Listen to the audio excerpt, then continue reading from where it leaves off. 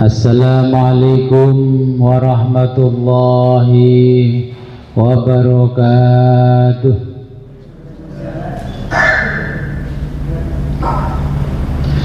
Bismillahirrahmanirrahim.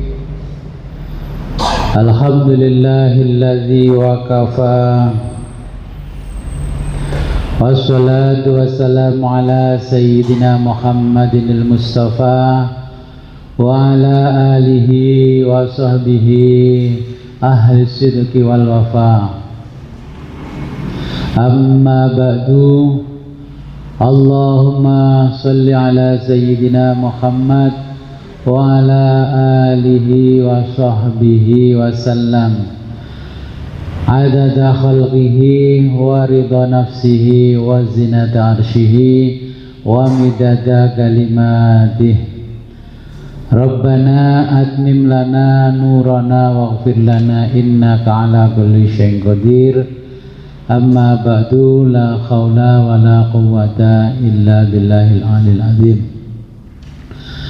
Alhamdulillah, pada pagi hari ini kita diberikan kenikmatan yang sangat luar biasa oleh Allah sehingga bisa kembali ngaji kitab fikih Minhajut Talibin. Sebelum kita mulai pengajian ini, marilah kita berkirim Fatihah terlebih dulu kepada junjungan kita baginda Nabi besar Muhammad sallallahu alaihi wasallam, kepada muallif kitab Minhajut Talibin dan kepada kedua orang tua kita.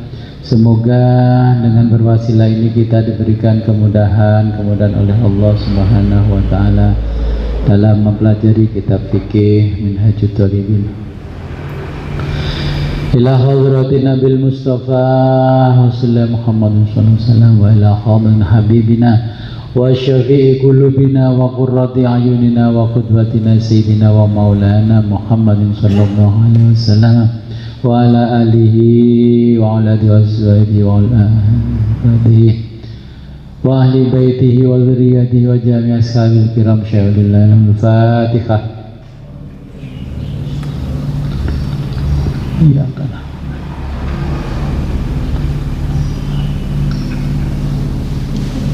ثم إلى حضرة الإمام العلامة المجتهد محي الدين أبي زكريا يحيى بن الشرف النووي رحمه الله تعالى ونفعنا به وبعلومه في الدارين ولمشايخه.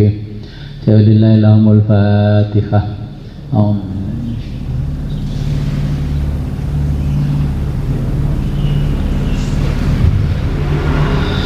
وثم إلى خبر جميع مؤلف الكتب وشارحيها ومصنفيها وإلى جميع من أجازنا إلى المنتهى.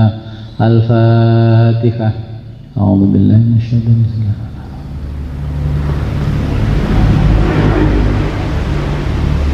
وثم إلى حضرة آبائنا وأمهاتنا وساداتنا وأصولنا وفروعنا ولمن اجتمعنا هنا بسببه. الفاتحة.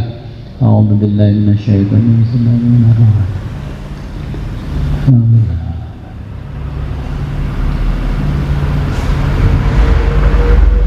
بسم الله الرحمن الرحيم.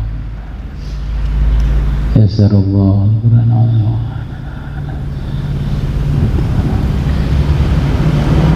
اللهم سخر لنا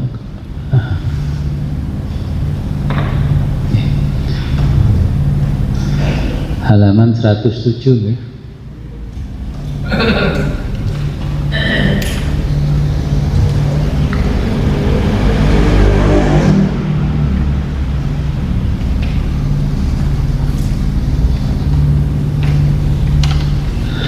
Bismillahirrahmanirrahim. Qala al-muallifu rahimahullahu ta'ala wa nafa'ana bihi wa bi ulumihi fid dharaini amin ya rabbal alamin. Faslun ay hada faslun. Faslun pasal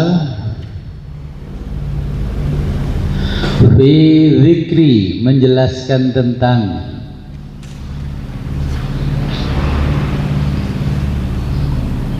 ba'di sebagian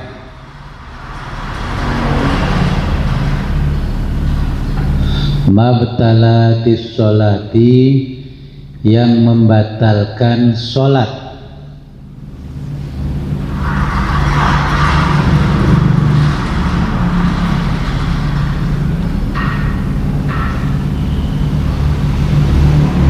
Belum temu. Sini. Kitabnya berbeda cetakan.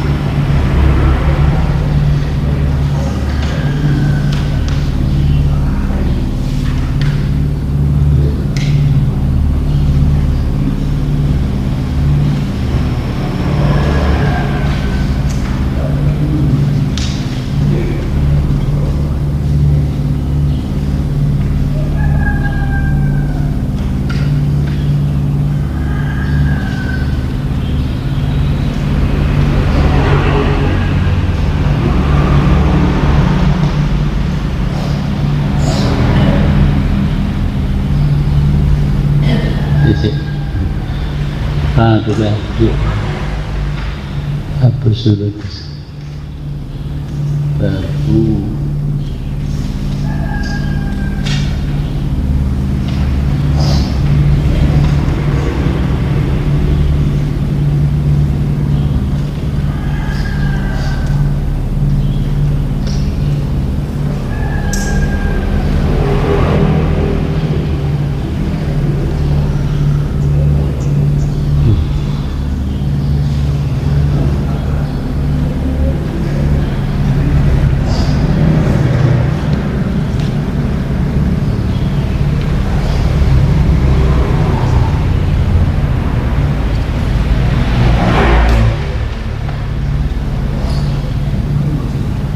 pasalnya, tapi belum ki.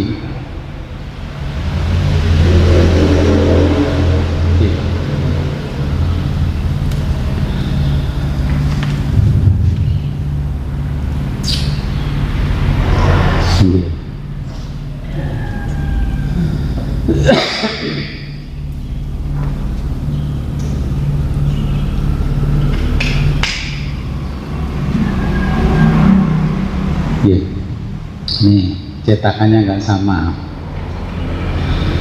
Saya ulangi, faslun ay hadza faslun. Fasal fi dzikri, menjelaskan tentang ba'di sebagian mubtalatis sholati, yang membatalkan sholat. Tabtulu, membatalkan sholat.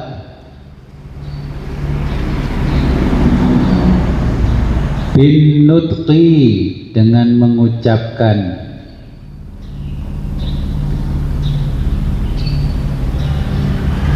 Bi harfaini, dua huruf.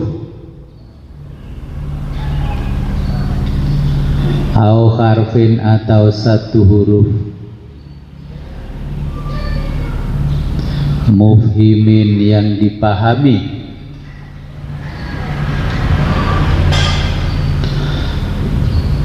Wa kadza, demikian juga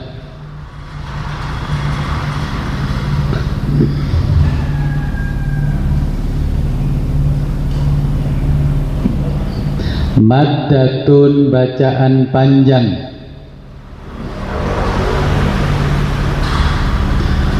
Ba'da setelah harfin satu huruf. Fil asohi menurut pendapat asoh.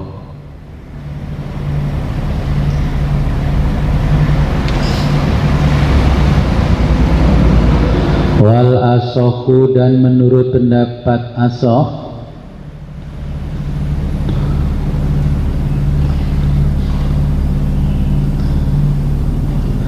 annat tanah nuha bahwa berdehem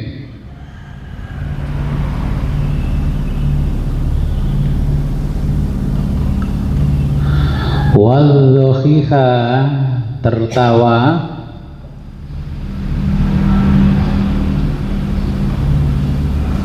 wal baka'a menangis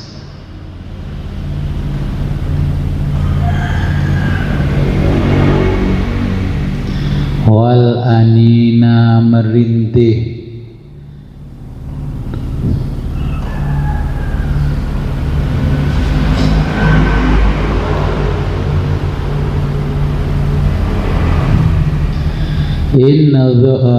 ya wan nafha dan meniup in dhahara bihi jika dari itu semua harfani dua huruf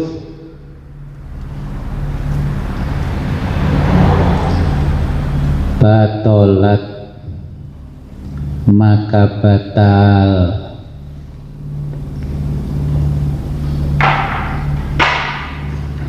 wa illa dan jika tidak jelas fala maka tidak batal.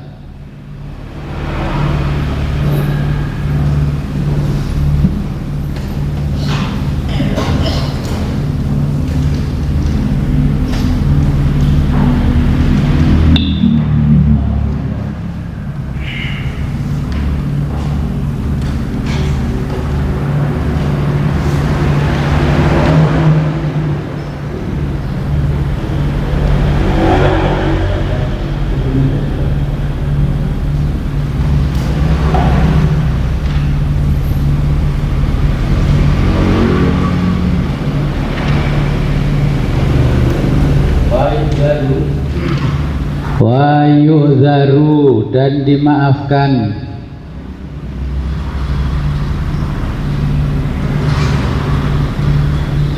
fi yasiril kalami fi yasiri sedikit al kalami perkataan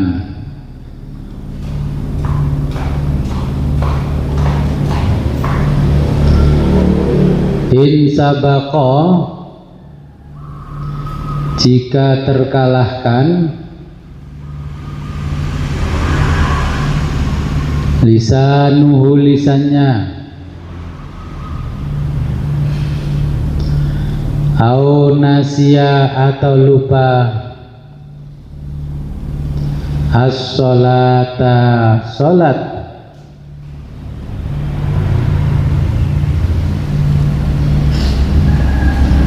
au atau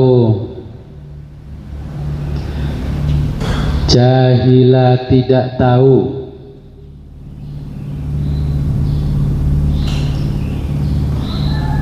tahrimahu keharamannya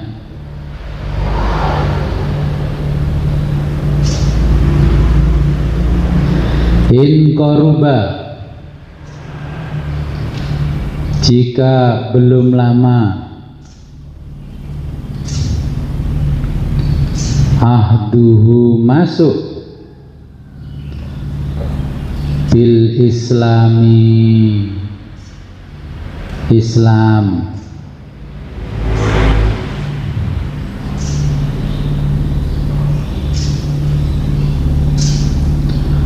La kasirihi, tidak banyak perkataan.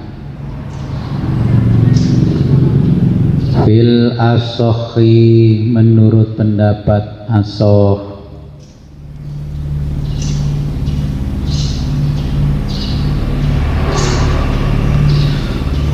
Wa fit tanahnuhi, dan dalam berdehem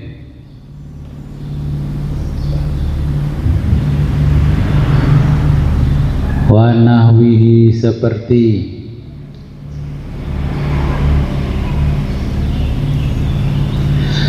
lil ghalabati, karena terkalahkan,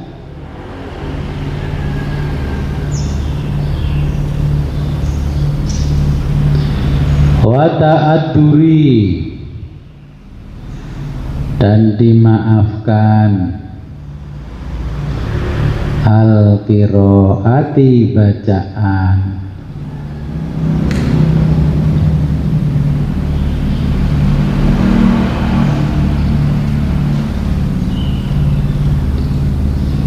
Lal jahro, lal jahri, la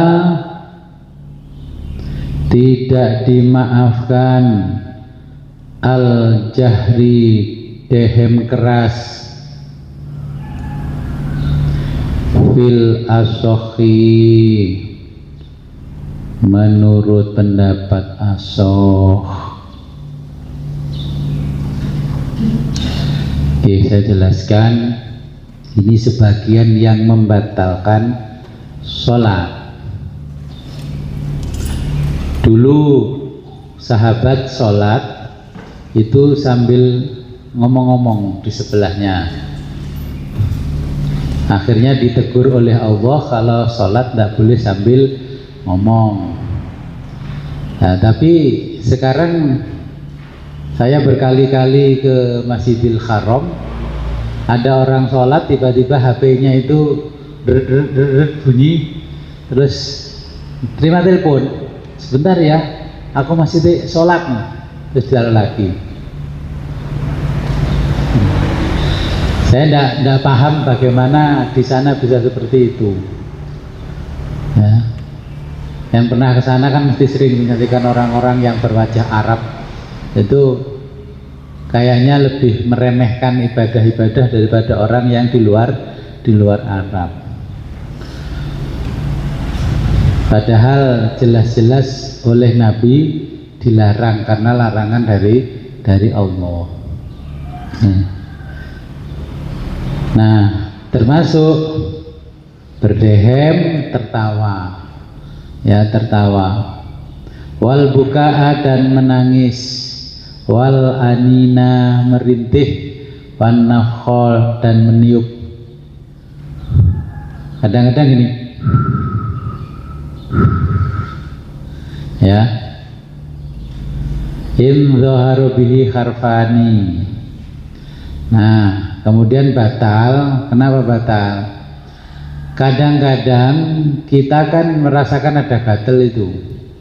Nah, digaruk-garuk supaya nggak batal, garuknya pakai satu jari saja, jangan 3, apalagi langsung 5. Kalau satu ini masih dimaafkan, tapi ya jangan lama-lama, wong garuk-garuk kok sampai selesai. Supaya nggak batal tuntunan di fikih. Nah, di sini cuman pakai jari satu, ya, supaya tidak membatalkan karena hukumnya dimaafkan. Sering kita kan kondisi flu,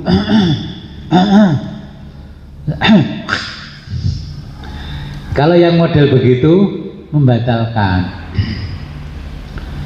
Jadi untuk kehati-hatian, kita berdehem-dehem itu membatalkan sholat. Ya, kondisi flu ya ditahan-tahan dulu sebentar ketika kita masih sholat, terus merintih, ya, dengan meniup-niup dari mulut kita, ya. Jadi ini beberapa hal yang membatalkan sholat. Tetapi wayu azaru dimaafkan, wayasirul kalami. Kalau masih baru masuk Islam itu masih dimaafkan. Tapi kan setelah masuk Islam harus belajar ilmu agama supaya dia tahu. Terus kadang ini tidak dehem Gus, tapi memasukkan kalimat-kalimat di luar sholat. Yang sering ketika sholat itu kan Jumat biasanya terus spontan bersama-sama. Suhufi Ibrahim wa Musa. Jawabnya apa? Nah, lazim kan? Kalau jadi takmirnya berani nggak ngomong?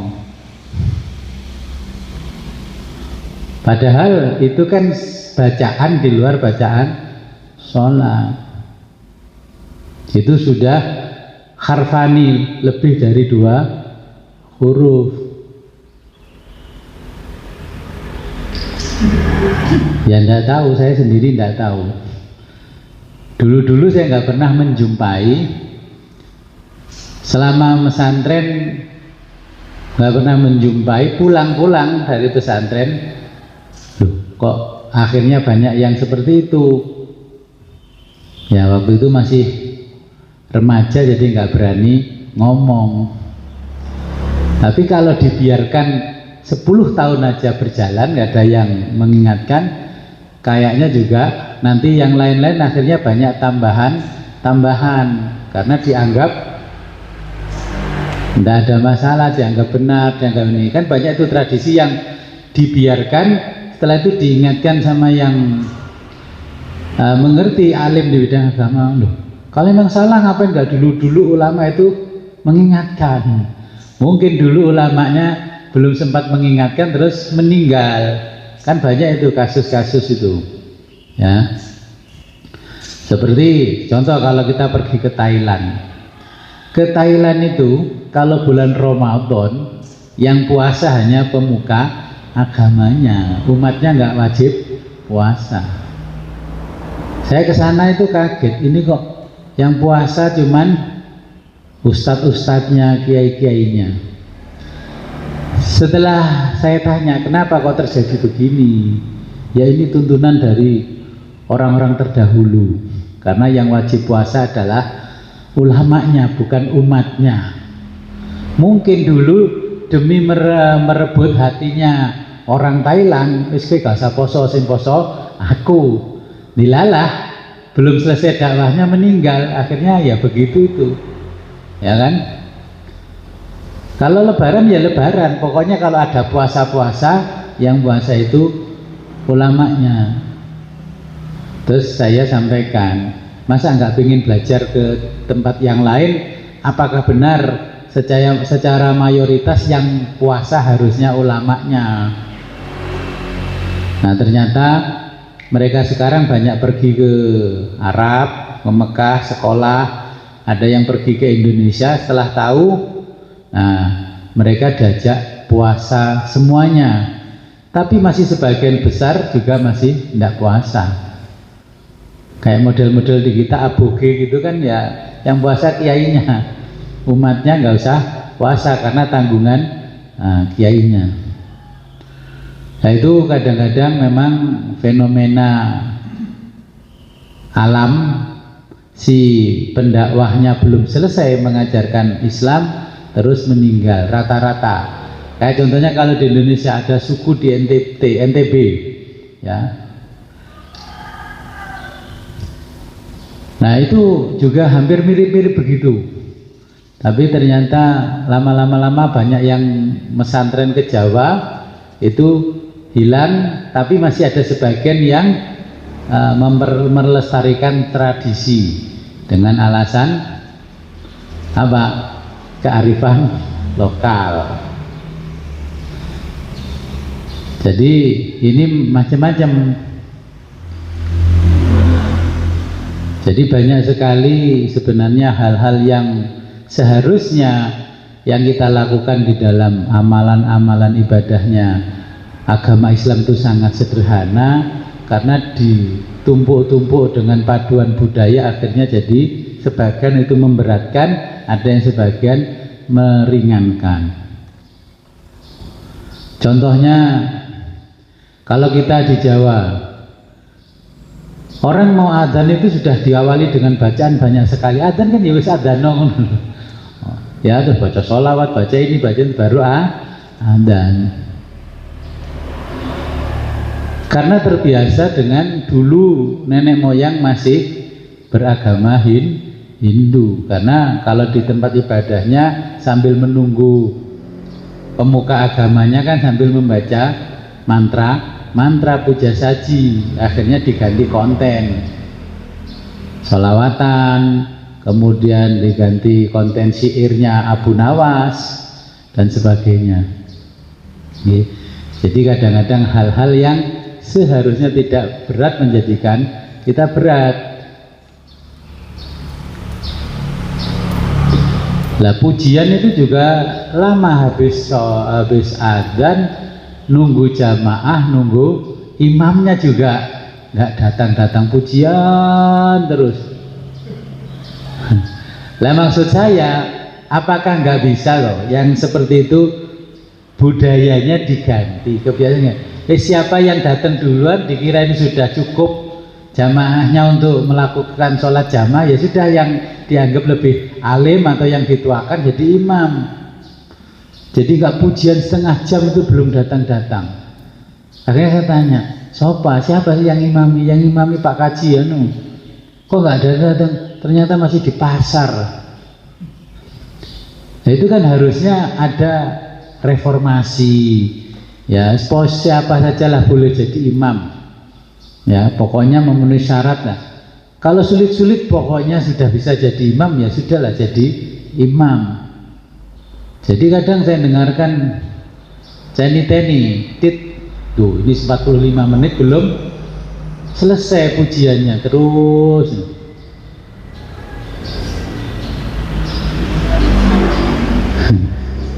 Lah, hal-hal yang semacam ini nanti juga lama-lama bisa membatalkan sholat.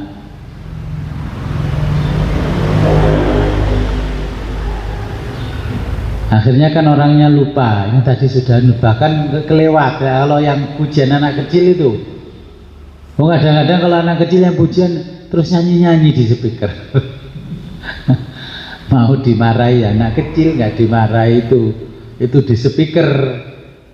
Nah, ini tanggung jawab kita sebagai orang tua, bagaimana tempat ibadah tidak berubah jadi taman bermain.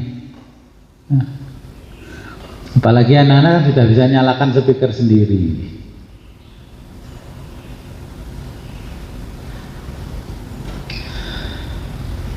Wa ta'adzaril qiraati, jadi dimaafkan sambil membaca Al-Qur'an. Ya. Fil as-sahih, ya ini kadang-kadang kan orang bertanya, makmum itu perlu baca Fatihah sama surat apa cukup mendengarkan imam? Nah, kalau jadi makmum itu santai aja, imamnya baca apa, pokoknya kita khusyuk mendengarkan imamnya baca. Rada telat ya, Allahu Akbar kabirah. Loh, tugas kita itu kan sudah diwakili imam, ya sudah, Allahu Akbar, dengarkan saya sambil mengikuti apa yang dibaca imam. Kadang saya dengarkan gak ngaji paling, kayak ngejar bacaannya imam. Ya, jadi rakaat pertama Allahu Akbar, imam sudah mau waladhdallin, dia berallahu Akbar. Jadi makmum kan cukup mengikuti imam, sudah Allahu Akbar, sebentar lagi imam waladhdallin, ya sudah kita ikut amin, terus ikut bacaan, nggak usah mengejar keterlambatan. Dari awal aja imam baca sudah kita dengarkan bacaannya imam. Masih sering begitu ngejar larinya imam.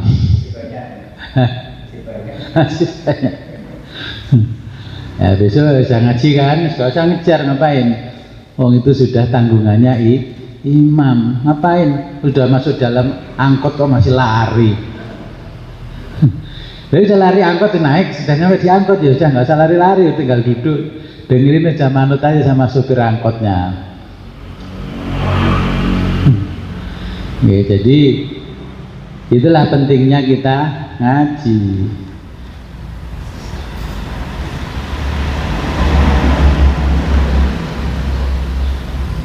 Oke, kita lanjutkan. Walau agriha, ya walau seandainya agriha terpaksa alal kalami berbicara batolat, walau agriha seandainya terpaksa alal kalami berbicara batolat, maka batal sholatnya fil azhari menurut pendapat Adhar. Nah, kita lagi sholat Allahu Akbar, dunding dunding, assalamualaikum, assalamualaikum. Nah, itu keraskan bacaannya biar tahu kalau tuan rumah sedang sholat. Tapi karena tamunya nggak pernah ngaji, Bismillahirrahmanirrahim. Nah, ini kula nuwun kok malah Bismillahirrahmanirrahim. Nah, beda ilmunya juga beda, penangkapan persepsinya ya. Makanya kalau baca filsafat itu persepsi kan penting.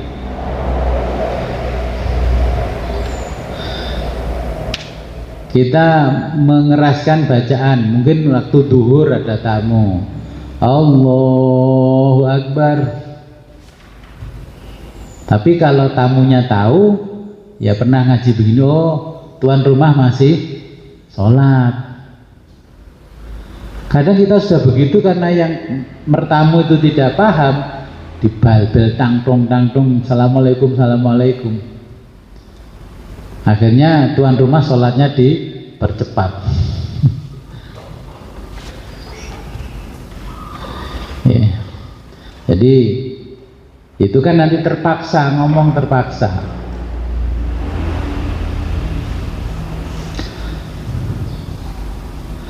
Bagaimana kalau sholat terus kondisi seperti itu? Makanya saya kalau sholat, rumah saya tutup, tapi pintunya saya buka, yang ini gerbang saya tutup, ini oh berarti ada orangnya.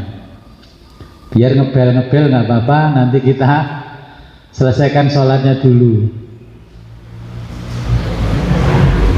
Ya sama, kita lagi sholat, Allah bersalam salam, kunang. Sapoi. Terus saya lihat di gerbang dari jauhan gini, kok ada motor, kayaknya motornya Bajalil. Loading siapa? Orangnya nggak ada, saya cari. Saya barulah keluar. Nggak taunya ada di sebelahnya gerbang. Loh, kempun tiba. Betul ngawas Agus. Loh, bayangkan saking aktifnya, kalau saya ngaji tekan ngaji. Kempun bah, sampean kalau catat mlebu swarga. Loh ini, saya sholat itu siapa? Kelontang-kelonteng itu jam segini nih. Untung sepeda motornya kan kelihatan. Pas salam ini, assalamualaikum, terus saya ngincing ke bawah. Kok kayak beda Bajalil? Kok nggak masuk? Nah, ya untung seperti itu. Lah ini untung tamunya kan tahu, nggak terus ngebel. Bagi yang nggak tahu yang terus dibel, apalagi COD itu, wes bal-bal, langsung ditelepon, ditulisi DPN. COD di sini saya bilangi kalau ada paket PDD, Mas nanti kalau nganter barang sini kalau pintunya itu terbuka, yang ini berarti ada orang. Dibel sekali 2 kali aja, nanti orangnya lari kan dari belakang.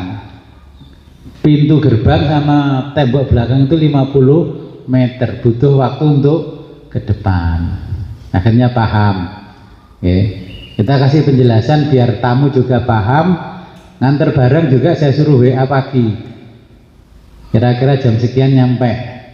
Kalau barangnya tidak pecah, tidak elektronik, boleh dilempar, dilemparkan terus difoto.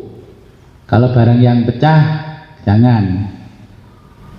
Bayarnya saya transfer saja, kan sudah canggih gitu aja, nggak usah repot. Apalagi pas sholat. Jadi akhirnya waktu kita sholat juga tahu, tiap kurir-kurir itu langsung dilempar terus difoto. Ya sudah, saya selesai sholat saya transfer barangnya, tinggal diambil. Nah, ibadah pun kan butuh teknik.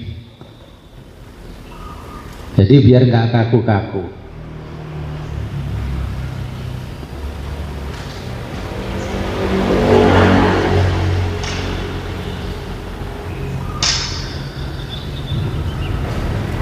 Walau natoko, seandainya berbicara,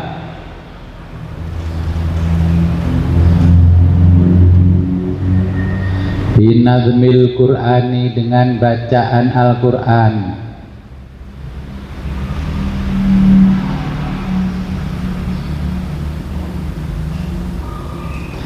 biqasdi tafhimi, dengan maksud at-tafhimi, memberikan pemahaman. Seperti kalimat ya Yahya khudhil kitaba, itu seperti tadi ada tamu, seharusnya duhur kan siri bacanya, terus membaca agak keras. In qasoda, jika dimaksud,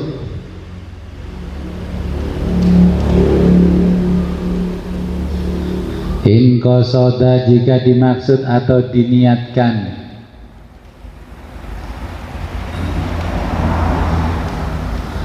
ma'ahu, bersamaan,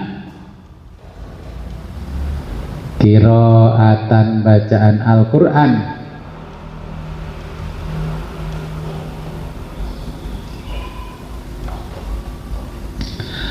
lam tabtul, maka tidak batal.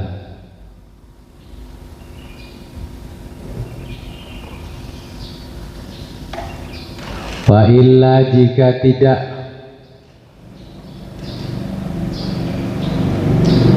sengaja, batolat, maka batal.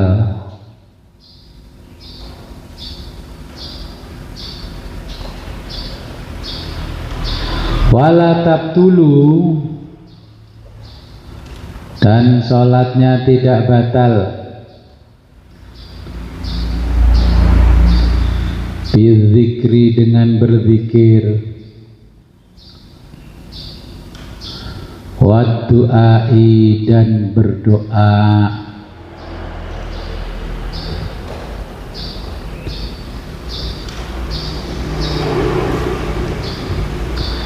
Illa, kecuali,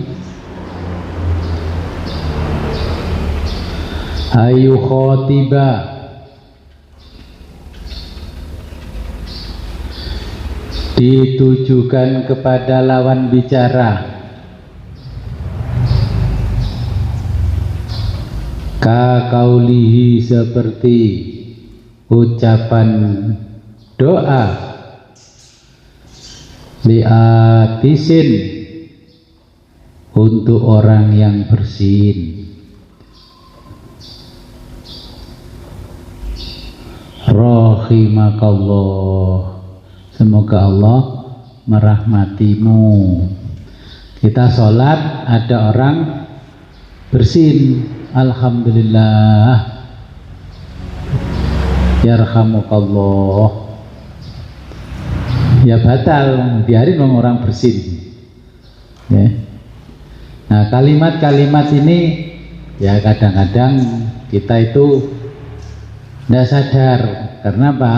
Pengetahuan belum kita terima. Kadang-kadang ditanya, loh tuh saya kalau juga bagaimana Gus? Islam itu kan selama kita belum tahu kan masih dimaafkan. Kalau Islam, kalau hukum pidana ketidaktahuan dianggap kebodohan ya tetap aja dihukum.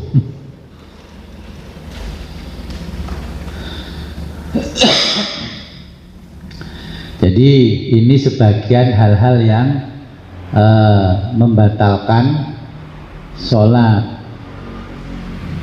Termasuk orang sholat kan sering saya perhatikan anak-anak muda, ya para pemuda, rambutnya kan memanjang ke depan. Terus sholat itu mesti sibuk ngatur rambutnya supaya tidak menghalang. Nah, keningnya ini.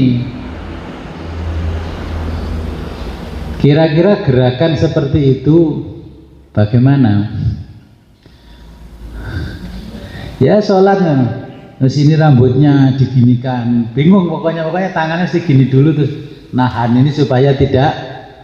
Nih, kan ya jelas-jelas kalau seperti itu batal. Tapi kita nggak mungkin mengingatkan orang di tengah-tengah keramaian tersinggung.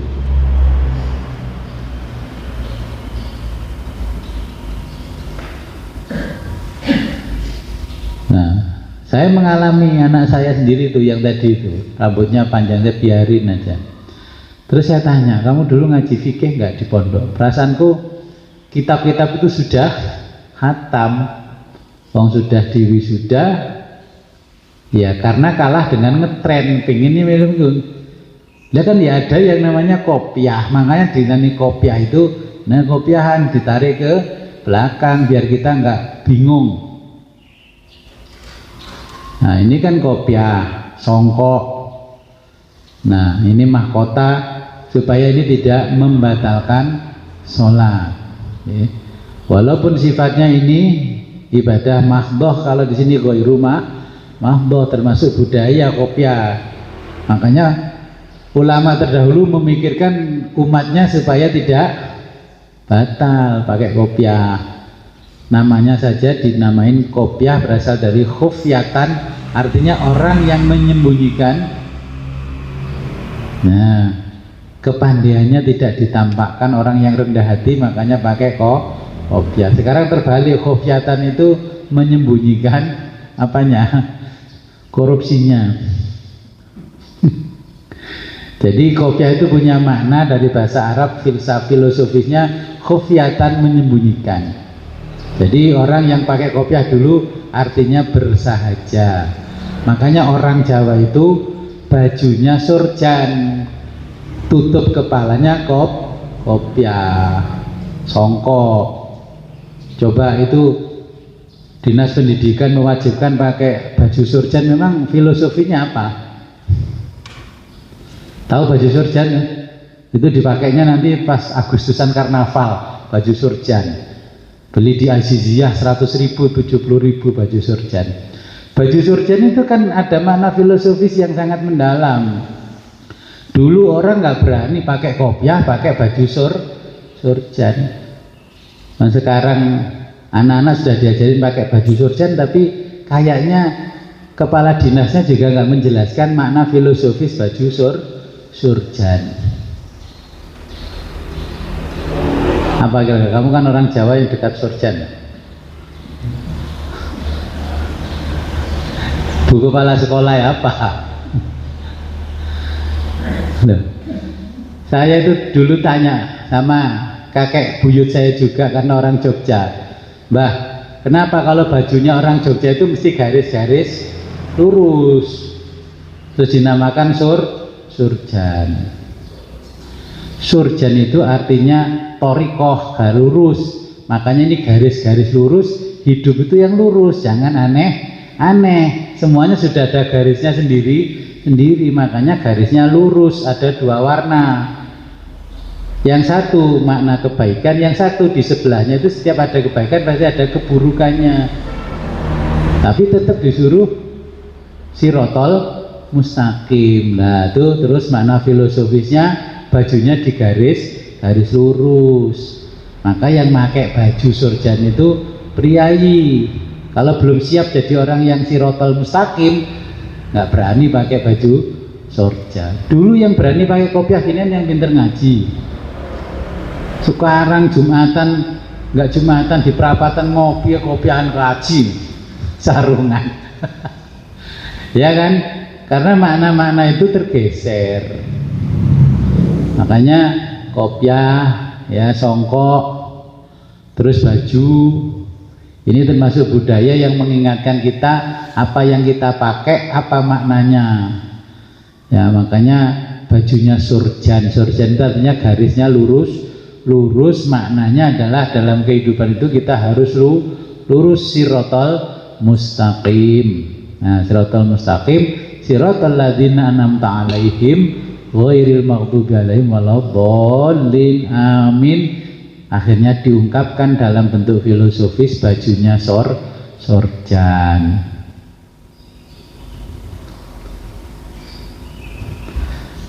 Ya orang Jawa ya tinggal Jawanya.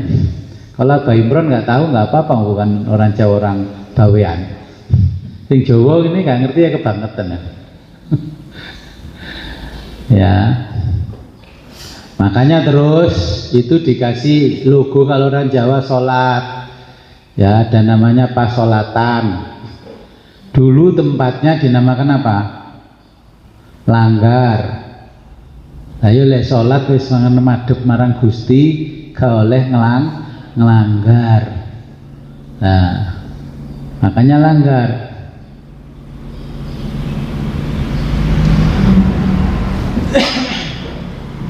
Di fikih sendiri sebenarnya mana-mana itu juga filosofis, ya, karena fikih itu kan bukan syariat yang turun gedebuk dari langit, karena ini hasil pemikiran ulama.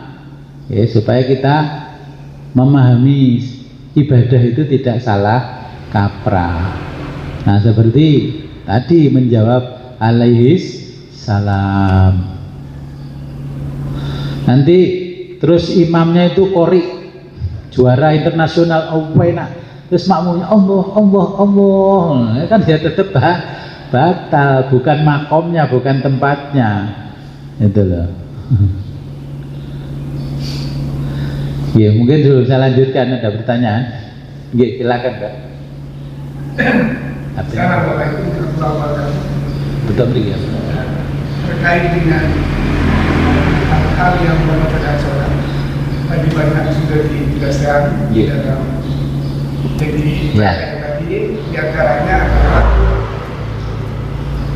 mengucapkan sesuatu dengan beberapa kata. Seperti Waalaikumsalam. Ya. Saya sering sekali terus mendengarkan imam-imam, bukan makmum, tapi imamnya kalau membaca di rata-rata Indonesia di nggak dan itu ditambahin bacaan apa saya kurang jelas. Terus yang kedua yang saya tanyakan itu menambahkan sesuatu seperti Uhuirin mautu biarahim waradolin. Di situ ada bacaan lobifili. Dan di situ banyak, artinya bukan makmum tapi imam-imam yang sering mempraktikkan seperti itu. Jangankan kita sebagai makmum. Ini terus yang selanjutnya tadi dikatakan tentang bersih. Kita nggak boleh jawab. Tapi kalau umpamanya sholawat yang dibaca, apakah kalau kita baca menjawab sallallahu alaihi wasallam atau gimana guys? Mungkin ini yang saya tanyakan. Terima kasih. Assalamualaikum warahmatullahi wabarakatuh. Ya, waalaikumsalam warahmatullahi wabarakatuh.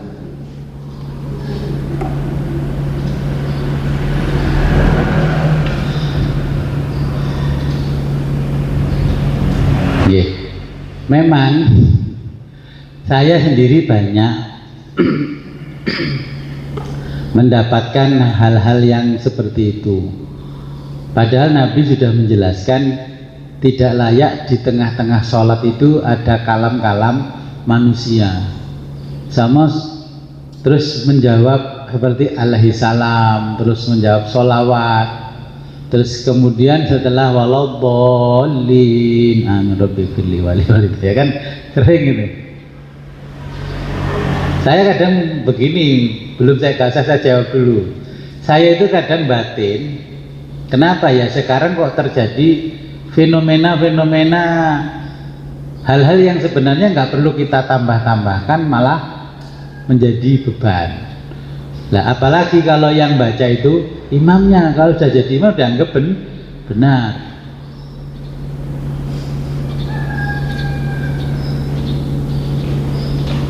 Seperti bacaan-bacaan itu ya gimana, saya kadang tahiyat itu sendiri akhirnya sekarang saya mendengarkan di sebelah saya kok tambahan bacaan doanya banyak, macam-macam lah variasi doa. Jadi doa-doa apapun ditambahkan ke dalam di tengah-tengah amalan sholat. Kalau kita merujuk kepada kitab-kitab fikih 4 madhab itu kan sebenarnya ajarannya sederhana, nggak ada tambah-tambahan yang banyak. Nah, terus bagaimana hukumnya kalau terjadi seperti itu? Ini bagi kita mengalami kesulitan secara sosial mau menyampaikan sesuatunya. Karena apa? Terkadang di zaman sekarang itu orang ditokohkan karena ketokohannya, tapi kadang tidak sesuai dengan tempat yang dia tempati dalam tokohnya itu. Contoh, karena orang ini jadi kepala desa, gitu, terus akhirnya jadi pelindung masjid, terus lama-lama kan itu ditokohkan di situ. Tapi sebenarnya Pak Lurah ini nggak pernah belajar agama dari kecil, dan kan ditandai dengan cara salamnya kan kelihatan. Assalamualaikum warahmatullahi wabarakatuh. Itu kan ciri kalau dari kecil nggak pernah belajar agama. Karena ketokohannya. Terus saya melihatnya begini fenomena, orang ini akhirnya tergerak hatinya ingin memperdalam agama Islam dengan ikut kajian yang mingguan. Terus ngajinya tidak pakai kitab, sehingga apa yang didengar saat itu dianggap sudah benar, ya. Terus menambahkan bacaan-bacaan dan sebagainya. Nah, mulai kapan fenomena itu terjadi? Saya mulai banyak mendengarkan itu ya tahun 2000 ke sini. Orang yang sebelum tahun 2000 ke sini saya nggak mendengarkan. Apalagi, nah contoh saya di Jakarta itu hampir 15 tahun. Di Jakarta itu pokoknya bisa mimpin tahlil dikit bisa jadi ustadz kalau di sana. Makanya kalau ingin terkenal lari ke Jakarta aja. Karena apa? Di Jakarta itu pokoknya sudah bisa ini, wes pokoknya ngimami tahlil, terus pasrahman dan apa langsung jadi tokoh, ya. Sedangkan ketika merujuk masuk lebih dalam ke ranahnya hukum agama, ya nggak tahu apa-apa, wong. Ketika kemampuannya hanya hanya praktek-praktek sederhana, tapi praktek sederhana itu menjadikan orang ditokohkan. Ya. Akhirnya banyak orang mempraktekkan agama dengan penafsiran sendiri-sendiri.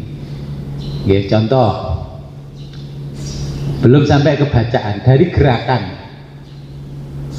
Saya sampai kaki ini kalau di daerah-daerah tertentu capek diinjek terus sama sebelah saya, karena saya sholat tidak begar kakinya. Dianu lagi, diingatkan lagi dengan gerakan supaya saya ikut merenggangkan kaki. Ini masih merenggangkan kaki, belum bacaan tambahannya. Nah, kita ini kan sholat, akhirnya pertanyaan saya kan begini, sholat yang benar itu yang seperti apa sih? Saya nggak merenggangkan kaki, selalu diingatkan suruh merenggangkan kaki. Padahal kan kita juga tahu kenapa posisi merenggangkan kaki. Dulu kalau di masa perang, Nabi itu kan bersama sahabat yang sholat di tengah, terus pasukannya kan keliling tuh menjaga yang sholat, kakinya merenggang. Karena apa? Supaya kuat. Nah, masa kita nggak lagi perang harus terus merenggang? Nah ini masih fenomena di dalam gerakan saja sekarang dimaknai berbeda-beda, apalagi bacaan-bacaan. Belum sampai ke situ, ini masih bacaan inti. Bismillahirrahmanirrahim. Alhamdulillahirabbil alamin. Arrahmanirrahim. Maliki yaumiddin. Iyyaka na'budu wa iyyaka nasta'in. Ihdinas siratal mustaqim. Siratal ladzina an'amta 'alaihim ghairil maghdubi 'alaihim waladdallin. Saya baca yang satunya ya. Nanti apa nilai di mana letak kesalahan saya. Bismillahirrahmanirrahim. Alhamdulillahirabbil alamin. Arrahmanirrahim. Maliki yaumiddin. Iyyaka na'budu wa iyyaka nasta'in. Ihdinas siratal mustaqim. Siratal ladzina an'amta 'alaihim ghairil maghdubi 'alaihim waladdallin.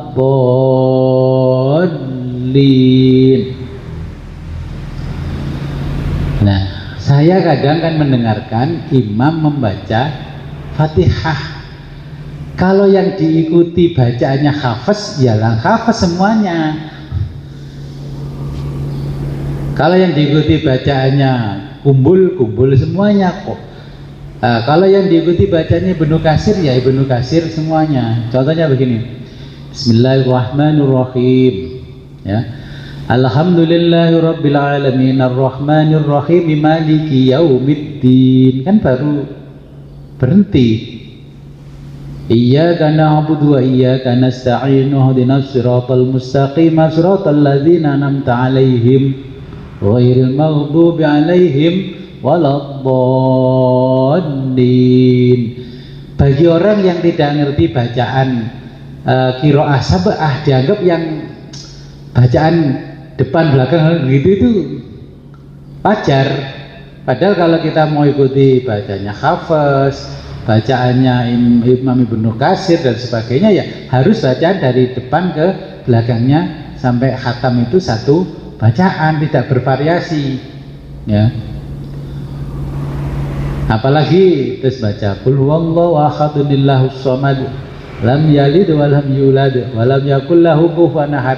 Jadi kalau mau mengikuti bacaan salah satu imam, ya sempurna sampai selesai. Tapi ya nggak mungkin orang itu mengkoreksi karena nggak tahu cara imam qiraah sab'ah membaca. Itu yang fenomena hari ini juga sering saya hadapi. Allahu Akbar. Nah, baca Fatihahnya itu berbagai versi dimasukkan jadi satu. Lah kalau berbagai versi masukkan jadi satu, akhirnya makna ayatnya itu akan jadi berbeda, okay? Akan berbeda.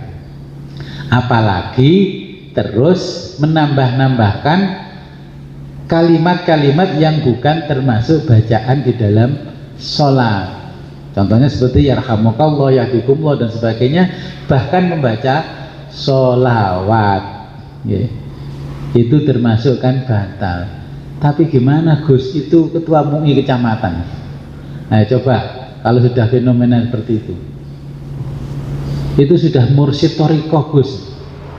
Besok kalau ingin tahu, saya ajak ke salah satu tempat di Ngoro. Itu sudah semua orang berpenampilan seperti mursyid. Tapi bacaannya ya saya terakhis. Dan salah satu yang baca paling saya sendiri, terus dia ngomongi, gue dilokno kowe uyuhku kok ngelingno aku lah.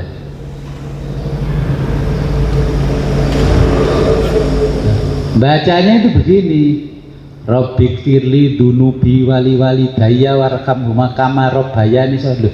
Itu mimpin toriko loh. Saya nggak memfitnah loh. Besok ikut saya kalau saya.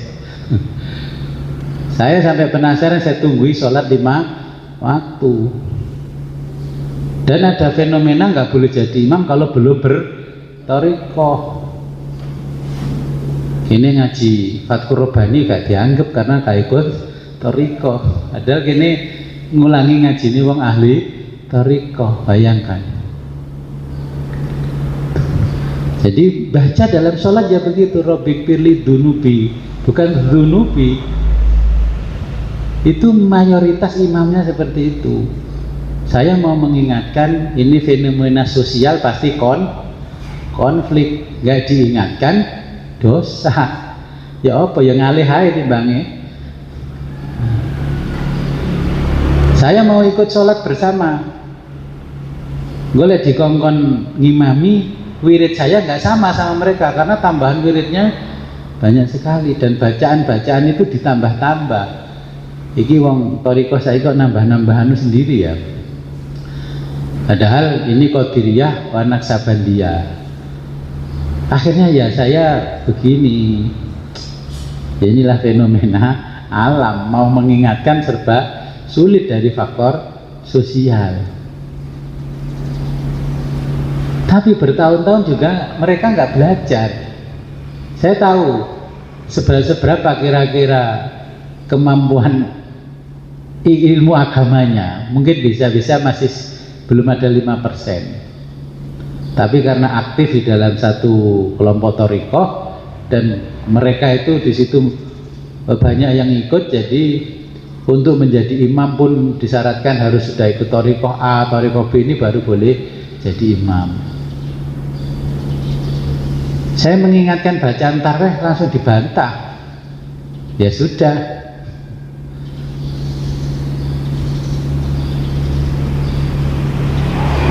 Contohnya begini, solu sunatal witri rakaatan jami'atan rahimakumullah.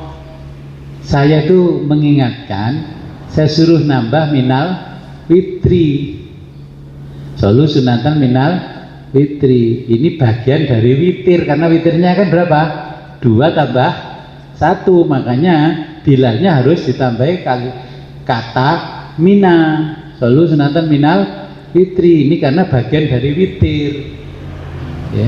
Yang 2 itu konsepnya madhab syafi'i kan 3, tapi dilakukan 2 terus ditambah 1. Ini pernah saya ingatkan, oh jari ini guruku no cokir ngono ae.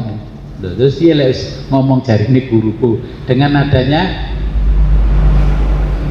ngegas, apalagi terus ketokohannya itu lurahnya, cariknya, terus mbahwonya, macam-macam itu satu kelompok itu ya masih saudara dekat, tapi ya sudah. Terus sepupu alumni Mesir, saya tanya piye? Kula nggih mboten berdaya kok Mas Wid. Kowe cedhek wong-wong wani ngelingno Pak Dimu. Saya pernah Pak situ pernah Pak D, pernah ini pun mboten wantun kula timbang ngin gegeran. Lho bayangkan. Jadi itu memang untuk meluruskan itu ya dengan ngaji ini. Kalau langsung ngomong-ngomongan kayak ini mesti berdebat nantinya. Debatnya mesti debat kusir, nggak ketemu ujung pangkalnya. Istighfar pun kalimatnya keliru, saya ingatkan. Ya nggak mau.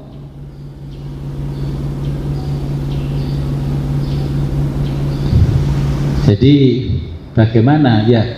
Kalau menurut fikih yang tidak masuk dalam bacaan sholat semuanya membatalkan, semuanya membatalkan. Tapi fenomena ini yang bikin batal itu yang di atas imam. Ada orang bacanya bagus, dia dulu pesantren tapi nasibnya jadi tukang tebang tebu. Terus jadi imam, saya tanya, sajane sebenarnya kamu yang harus jadi imam. Tapi pripun nggih masjid kula ten mriki wong mboten gadah penggawean kula.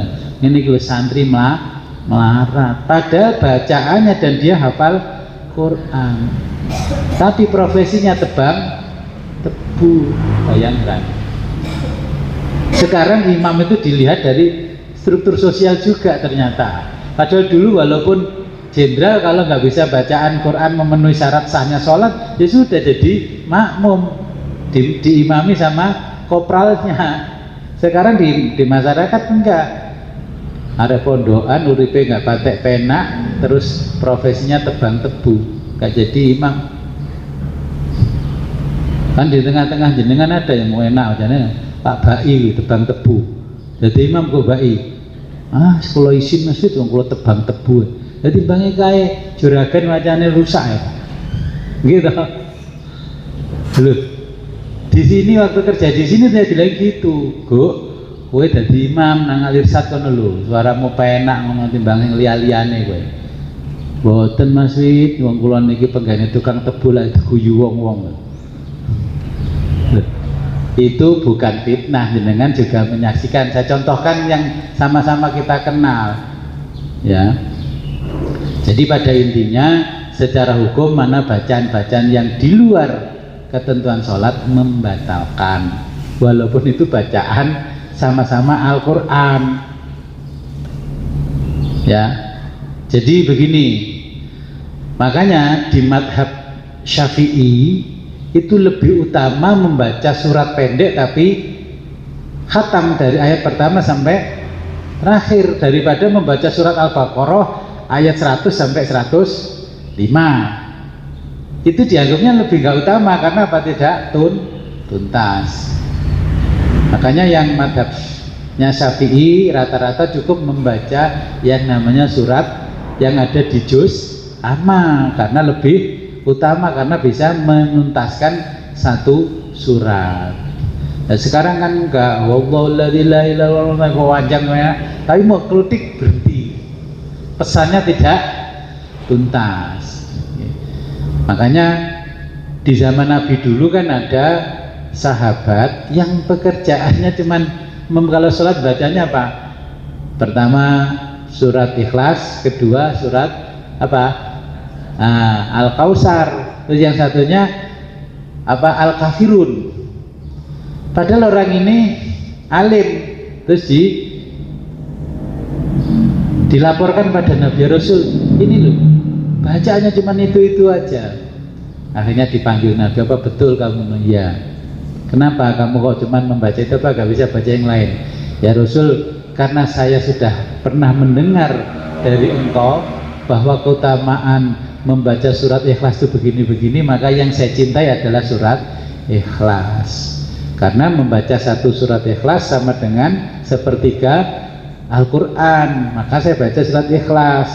Saya baca surat Al-Kafirun karena baca itu seperempat Quran. Nah, berarti si fulan temannya tadi, sahabat yang satu gimana? Berarti dia kan nggak tahu. Padahal lebih afdal baca surat Ikhlas sama Al-Kafirun karena baca itu sepertiga Quran, yang ini seperempat Quran. Sehingga sampai sahabat Nabi ini wafat, para malaikat yang memandikan rebutan karena mencintai surat Ikhlas.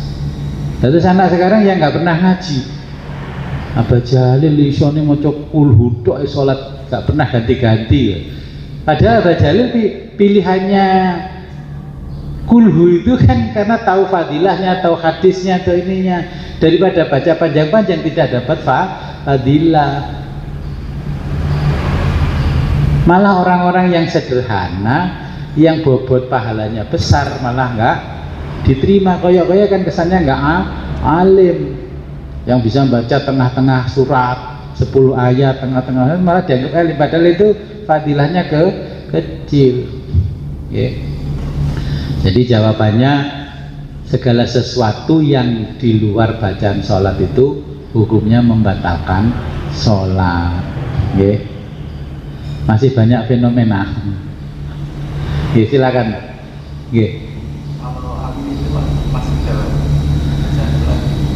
Amin ini ya, amin itu memang dibaca dulu ketika Nabi membaca itu kan malaikat Jibril menjawab amin.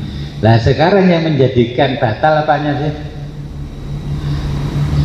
Yang menjadikan batal itu karena panjang pendeknya kali kata amin. Amin. Apa artinya amin? Jadi aman. Nah, makanya kalau amin bacanya harus amin. Artinya baru apa yang kita sampaikan dikabulkan oleh Allah. Kalau amin berarti aman. Kalau amin berarti amanah. Kalau amin dapat dipercaya. Makanya kesalahan-kesalahan kecil karena tidak pernah diingatkan menjadi lumrah. Ghalib kalau dalam kitab, wajar, lebih-lebih kalau Ramadan. Bismillahirrahmanirrahim. Amin. Coba Ramadan ini kira-kira salah semua apa enggak kalau kita kembali ke bacaan yang benar. Bismillahirrahmanirrahim. Amin.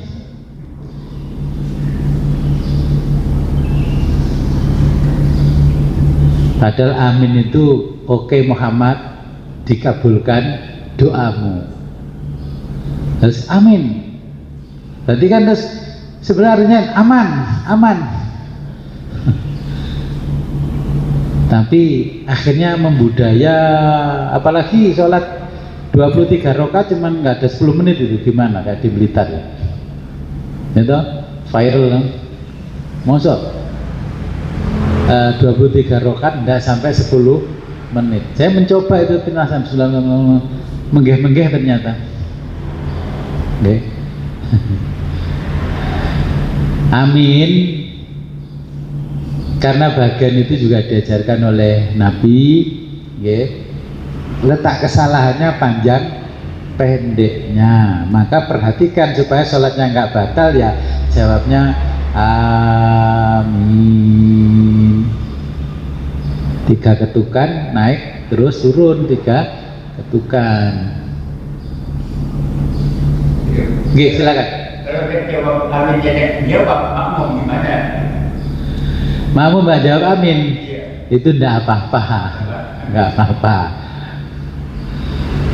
Malah kadang-kadang kalau perempuan nggak usah jawab, suara perempuan itu, okay.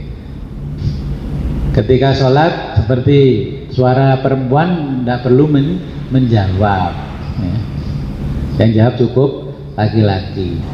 Seperti contohnya, sekarang kan banyak juga fenomena ibu-ibu ikut sholat Jumat, padahal kan nggak diwajibkan, yang diwajibkan cuma laki-laki. Terus kadang saya lihat kok itu nanti mbah-mbah mau melok sholat Jumat, karena sudah ikut sholat Jumat kan akhirnya kita mau suruh sholat duhur lagi dituduh sidikiyah. Ya kan repot. Ya seharusnya perempuan kalau ikut Jumatan tetap harusnya sholat duhur. Ngeyel ke aku mau wis melok ngrungokno khotib khutbah. Saya sudah juga 2 rakaat. Khutbahnya kan menggugurkan yang 2 rakaat. Loh, kamu perempuan gak diwajibkan sholat Jumat, wajibnya sholat duhur. Terus gimana? Mau melarang. Akhirnya sebagai ulama cuman begini. Ya sudahlah, karena dia sudah sepuh, masih mau mengamalkan amalan solehah, ya sudah biarkan. Tapi kalau yang muda nggak dikasih penjelasan, nanti ibu-ibu lama-lama banyak yang sholat Jumat. Nah, contoh lagi juga, fenomena itu akhirnya kayak menjadi lazim. Sholat tahajud itu yang lebih afdal dilakukan di mana? Di rumah. Terus kalau abah jadi takmir masjid, ayo nanti sholat qiyamul lail bersama, terus gimana? Coba. Sekarang itu mulai tumbuh hal-hal yang semacam itu di beberapa tempat. imamnya, tokohnya yang ngajak qiyamul lail. Padahal ajarannya Kanjeng Nabi qiyamul lail itu hubungan privasi antara hamba dengan Tuhannya. Makanya diutamakan, yang paling utama sholatnya di rumah, bukan di masjid. Mau mengomentari takmir masjid yang punya program begitu, itu adalah ibadah, gak dikomentari. Itu kan kita tahu bahwa keutamaannya dilakukan di rumah.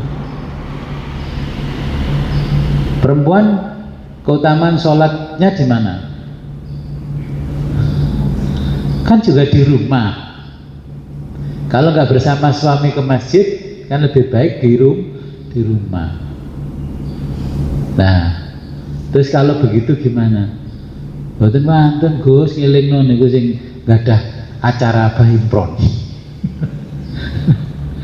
Ya Bahimpron gak tau ngaji, wis keutamanya di rumah kok malah mendirikan jamiah qiyamul lail di masjid.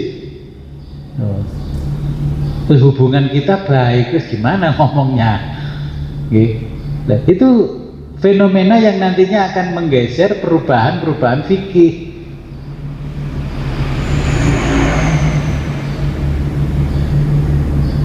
Kelihatannya sepele itu, ya. Tapi kita akan menggeser keutamaannya yang harusnya diamalkan di rumah, malah dibawa ke masjid. Ruangnya pribadi malah dibawa ke ruang umum. Kadang di speaker diumumkan, terus baca apa namanya, tarhim, terus baca adzan, assalatu wassalamu alaik. Dulu yang pertama ada begitu orang LDII.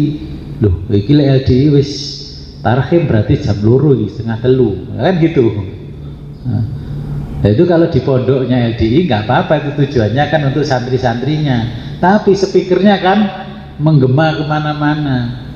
Tapi sekarang kayaknya sudah nggak pernah dengar lagi LDI begitu. Nah, ibu saya dulu ya begitu. Loh, Bu, tadi itu pun di jam 2 seprapat wis metu kotak-kotak.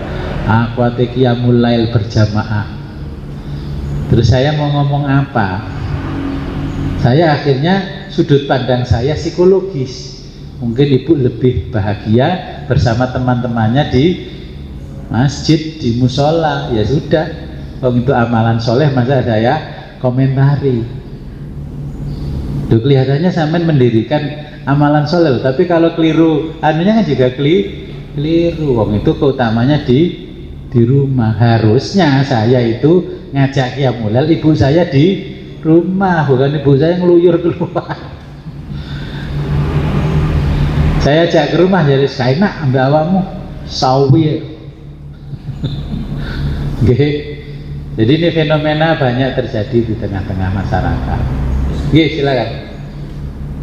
Kemudian tentang pendapat Asy. Menurut pendapat Asy bahwa tertawa, menangis, merintih dan menunjuk jika dari itu semua guru maka merasa, dan jika tidak jelas maka tidak merasa. DM ini biasanya kadang-kadang dari imam itu ya. DM ini kan tidak ada maknanya dan juga berapa huruf kan? Pengertian gitu. Di fikih itu kan imam-imam madhab itu sampai meneliti. Makanya orang yang jadi imam itu suruh ngikuti Kanjeng Nabi gosok gigi dulu sebelum sholat. Dulu kan pakai siwak. Karena apa? Ya saya sendiri mengalami. Kalau nggak gosok gigi sisa makanan terus ada di sini akhirnya menyebabkan kita dehem, batuk termasuk. Kalau sudah penyakit batuk atau enggak, kalau imamnya sudah ngaji lebih baik nggak jadi imam ketika masih kondisi nggak fit, nggak sehat. Bang saya kalau mau ngaji gini nyeruput kopi dulu gitu. Serak ini nggak kuat, lama kering. Hanya saya tahu kalau mau ngaji nggak nyeruput kopi, air putih aja. Itu menyebabkan dehem dan batuk. Ya makanya kalau jadi imam kan ilmunya juga harus lebih banyak daripada makmumnya. oh saya besok nggak bisa ngimami ya, kamu yang ngimami karena saya lagi kena flu, daripada nanti dehem saya melebihi 3 kali. Karena dehem yang terlalu panjang walaupun tidak ada maknanya tetap membatalkan sholat. Akhirnya tapi kan imam sembrono kan begitu itu. Ya. Ya, jadi dengan ngaji ini kita akhirnya bisa melakukan ikhtiyat, dalam bahasa fikih namanya kehati-hatian. Ya. Setelah gerakan. Nggih. Ini kan sering dilakukan orang yang orang ngaji begini. Kalau dulu saya masih kecil seperti Gus Yudhan, apabila garuk-garuk jangan sampai pakai karena semua ini, apalagi garuk-garuknya itu banter gitu. Terus kalau kita ini punya kabini ini bikinnya madrasah. Kalau kita melihat kadang-kadang melihat sholat di kota, kadang imamnya itu Panjang, nggih. sebentar itu Megang jenggot. Kadang-kadang juga nyampir nonton ini sana. Serban. Itu lebih dari kadang. Nah, hal seperti ini itu apakah memang di mata yang lain itu berbeda? Saya membaca di beberapa madhab 4 sampai madhab kelima. Dulu sebenarnya madhab yang kelima ini madhab yang pertama. Sekarang karena popularitasnya kalah, jadi yang kelima. Fenomena di Arab itu sebenarnya madhabnya dengan kita itu berbeda. Karena dia Wahabi, sebenarnya Wahabi. Tapi nggak berani terang-terangan Wahabi karena jamaah Islam yang mayoritas di dunia adalah Sunni. Okay. Wahabi itu nggak apa-apa gerak-gerak begini. Makanya Wahabi itu kalau capek sedikit duduk di kursi bulat kayak saya itu nggak apa-apa. Kadang-kadang membaca Al-Quran pakai. Nah, membaca Al-Quran pakai HP nggak apa-apa. Wong ngangkat apa? Ngangkat telepon dulu, ngangkat dalam bahasa Arabnya, ya sebentar aku masih sholat, nggak apa-apa. Nah, terus bagaimana kalau kita mau bermadhab? Ya harusnya konsisten. Makanya Allah itu kan sebenarnya sudah menegur sahabat dulu itu. Nabi sholat, para sahabat yang di belakang sambil tanya, tadi kamu dapat untung berapa waktu jualan di pasar sana? Akhirnya kan Allah menurunkan ayat hafidhu ala sholawati was sholatil wusta. Ya, terus waqumu lillahi qanitin. Qanitin kan ya artinya apa? Menengcep kalau oleh omong bahasa Jawanya. Nah, sejak itulah Allah melarang umat Islam ketika sholat sambil berbicara. Nah, akhirnya ulama fikih itu menjadi bicara itu kategorinya yang bagaimana? Nah, termasuk dehem berkepanjangan, terus dehem yang menimbulkan bunyi-bunyian seperti sandi. Kan itu ada orang yang paham dengan dehem tertentu, ya, itu membatalkan. Jadi sudah dijelaskan oleh Allah, waqumu lillahi qanitin. Qanitin itu bahasa Jawanya yang menengcep. Nah, oleh ngomong.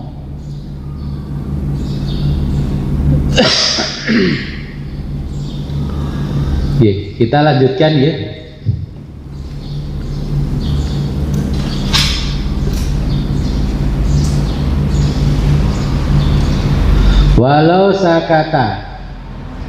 Walau jika sakata dia diam, tawilan jangka panjang, bila gharadin tanpa tujuan tertentu,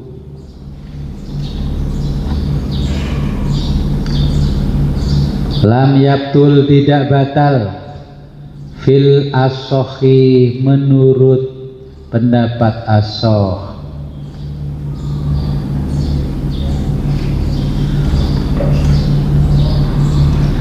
Wa yusannu dan disunahkan liman bagi orang nabahu yang tertimpa syai'un sesuatu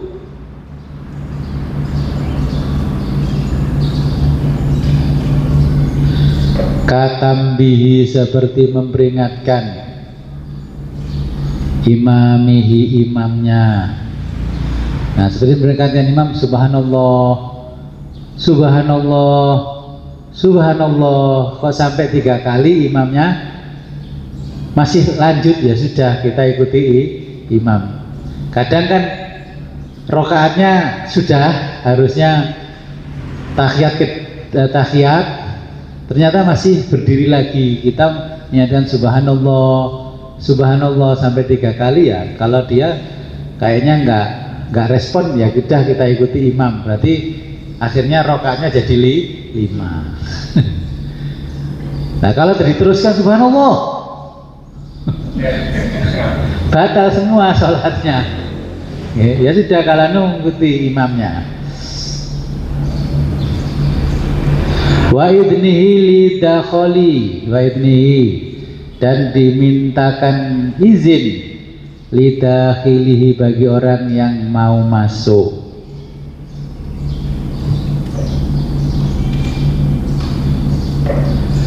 Wa inzarihi dan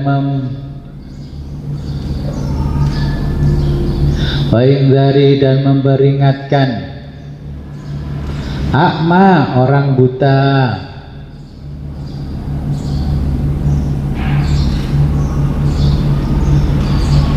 ayyu sabbiha dengan melafadzkan tasbih subhanallah, ya.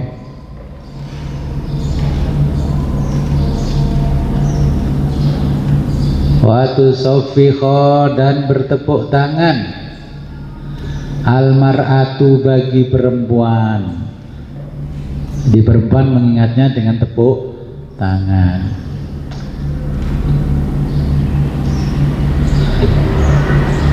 Bidhorbil yamini dengan menepuk tangan kanan.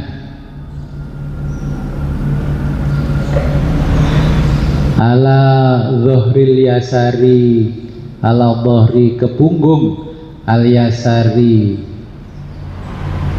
pundak kiri.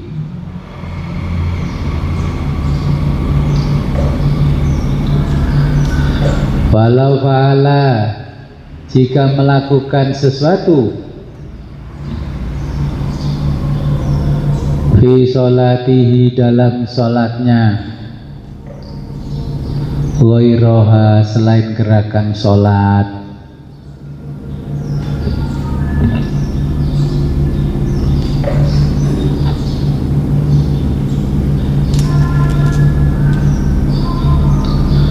hingkana jika gerakannya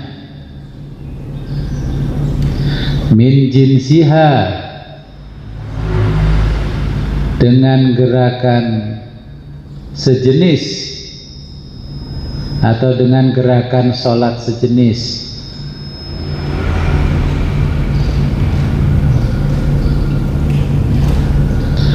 batolat maka batal, illa kecuali ayansa lupa, wa illa jika tidak sejenis, fatabtulu maka batal, bikasirihi dengan gerakan yang banyak, la qalilihi la tidak batal qalilihi dengan gerakan sedikit. Kita ulangi dari yang atas. Batolat maka batal, illa kecuali ayansa jika lupa,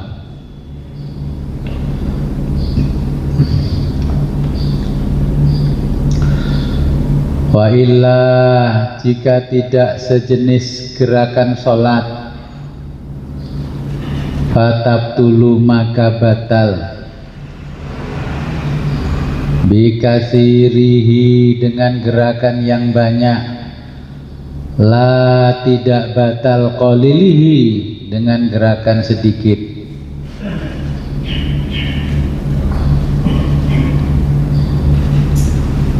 Wal kasratu ukuran banyak, bil urfi menurut adat kebiasaan.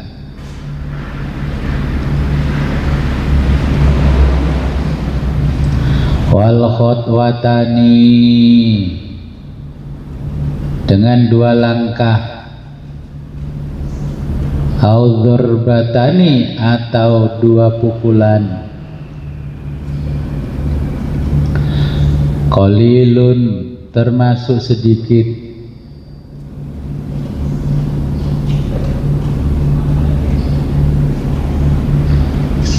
wasalasu 3, kasirun termasuk banyak,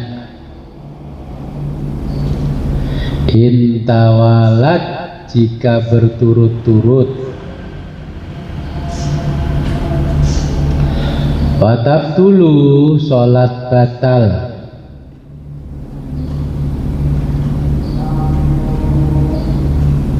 bil wasbati karena melompat, al-fakhishati berlebihan,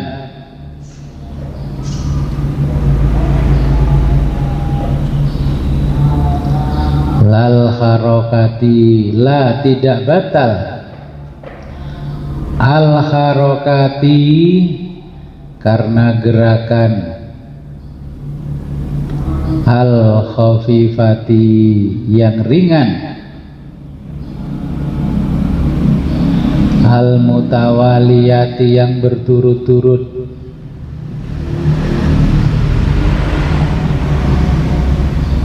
katahriki seperti gerakan,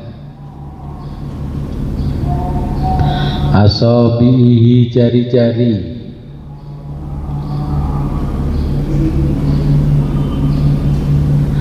wasahwu karena lupa,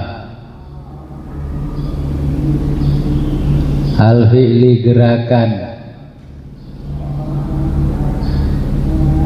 ka'amdihi hukumnya seperti disengaja, fil asohi menurut kaul asoh,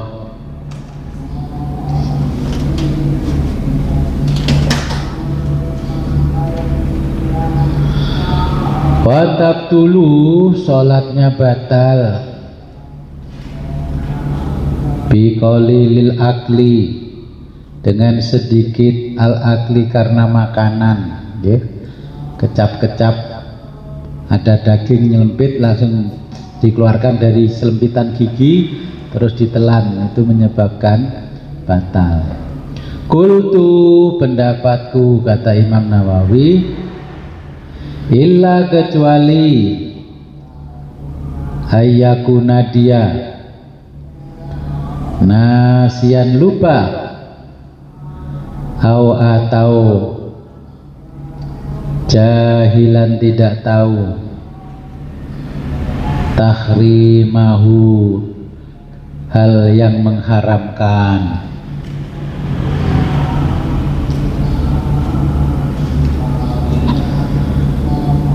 falau kana seandainya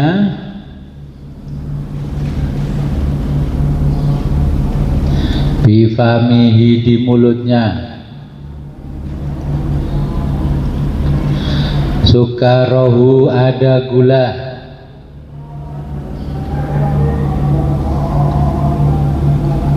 fabali'a menelan, Dzaubaha cairannya, batolat maka batal sholatnya. Fil asohi menurut pendapat asoh. Wa yusannu dan disunahkan lil musolli bagi orang sholat ila jidarin menghadap tembok atau sariatin tiang atau aso tongkat maghruzatin yang ditancapkan atau basato membentangkan tempat musalla salat au khotta atau memberi garis kubala tahu di hadapannya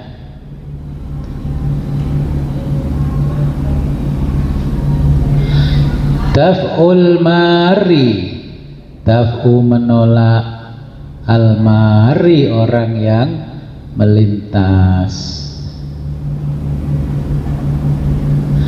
was-sohihu dan menurut pendapat yang sohih tahrimul mururi tahrimu haram al-mururi melintas hina idin sekarang. Jadi kalau kita sholat di masjid yang besar ruangannya supaya orang lain tidak terkena dosa karena amalan kita, ya sholat yang ada tiangnya jadi orang lewat di depan kita kan tidak berdosa.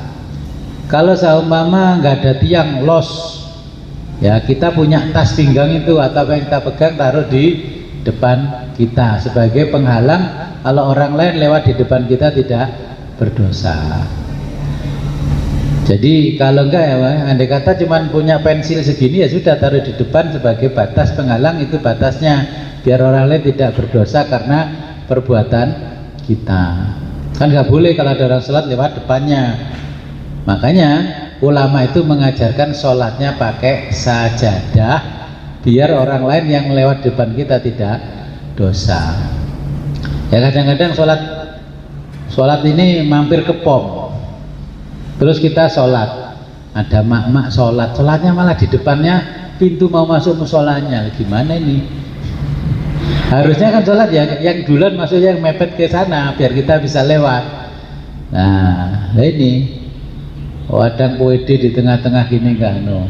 Akhirnya kita menunggu dia lama, akhirnya malah nggak bisa sholat ya. Jadi kalau dulu kenapa tongkat?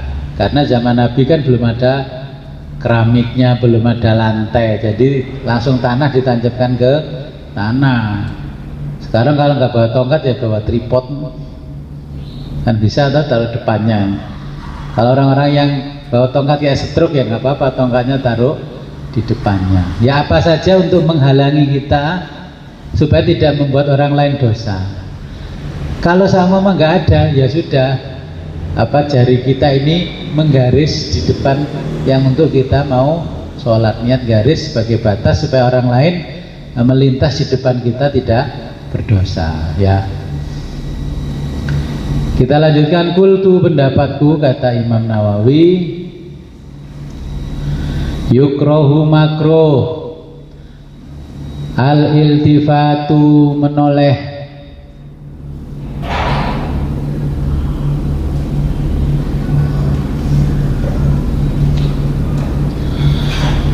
la tanpa lihajati ada keperluan warafu dan menengadahkan basorihi pandangannya, ilas samai ke langit, wakafu dan menahan, syahrihi rambut, atau thawbihi baju, wawad'u dan meletakkan, yadihi tangannya, ala famihi ke mulut, bila tanpa hajatin keperluan,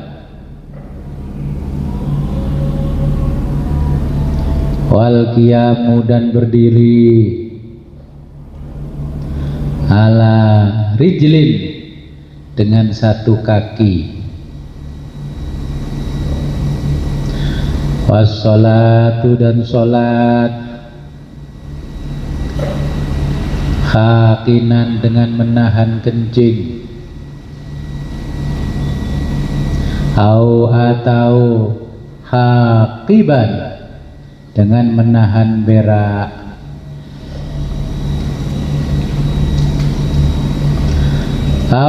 bi hadrati to'ami, atau sholat bi hadrati di hadapan at-to'ami makanan, yatuku ilaihi, yatuku yang ingin ilaihi dimakan, wa ayyabasuqa dan meludah,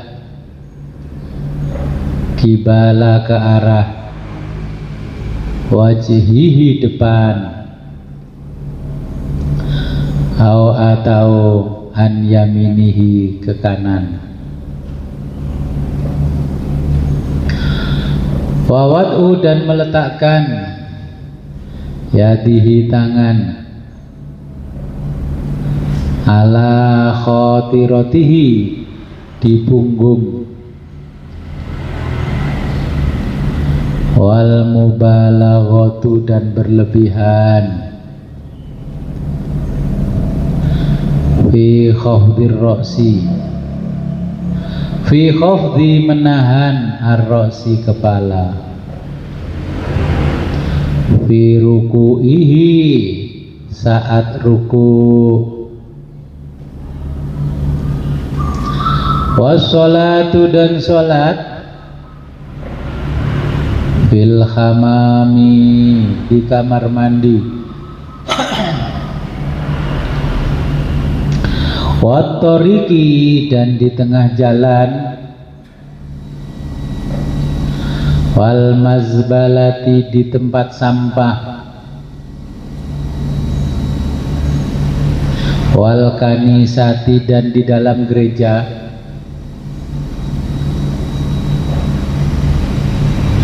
wa atonil ibili, wa atoni dan di kandang al ibili onta, wal makbaroti dan di kuburan, atau hiroti suci, di kuburan suci, kuburan para wali-wali Allah. Jadi ini beberapa hal yang dimakruhkan ketika kita sholat. Terus saya pernah sholat di Korea.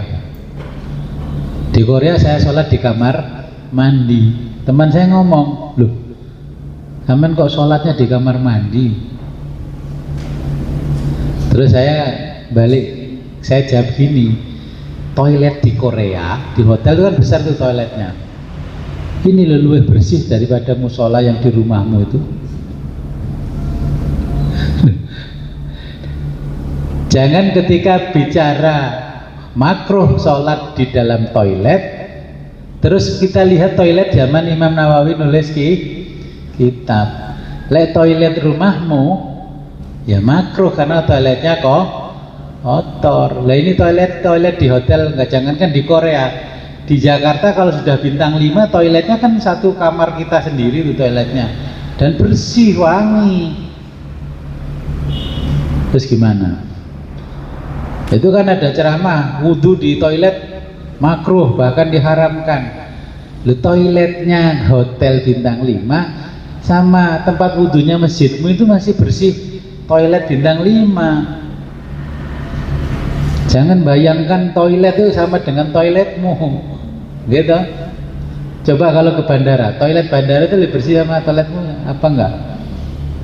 Kalau toiletmu kayak toilet terminal tahun 80-an, nah, masjidmu kan toiletnya kayak terminal tahun 80-an, itu di Ngoro itu.